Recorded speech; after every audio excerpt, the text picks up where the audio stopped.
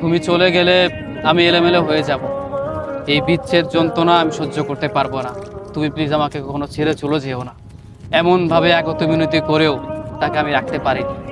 তুমি চলে গেলে আমার থাকতে ভীষণ কষ্ট হবে। তোমাকে ছাড়া আমার দিন কাটবে না, আমার সময় ভালো যাবে না। সারাক্ষণ আমি মনমরা হয়ে থাকবো। প্লিজ তুমি আমাকে ছেড়ে চলে যেও না। এমন আকুতি মিনতি করেও তাকে আমি ধরে রাখতে পারলাম না। এত করে চাওয়ার পরও সে আমার হয়ে আমার কাছে থাকলো না। অথচ এই মানুষটা একসময় আমাকে বলেছিল সে আমাকে ভালোবাসে, সে শুধু আমার জন্যই থাকবে, সেসব দিয়ে সে শুধু আমাকে ভালোবাসে, আমাকে নিয়ে এসে থাকতে চায়। অথচ এই মানুষটাকেও দিন শেষে আমি ধরে রাখতে পারলাম না। তাকে এত করে একত মিনতি করলাম, তুমি চলে গেলে আমি খুব এলোমেলো হয়ে যাব, নিজেকে ভালো রাখতে পারবো না। তোমার পায়ে পড়ে তুমি আমাকে ছেড়ে চলে যেও না।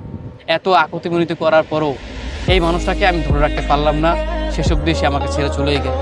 পরিশেষে আমি এটুকু বুঝতে পারলাম, যাকে আমরা সবচেয়ে বেশি মন থেকে ভালোবাসি, সবচেয়ে বেশি মনে জায়গা দিই ভালোবেসে, এই মানুষটাই আমাদের কষ্টের কারণ হয়ে দাঁড়ায়।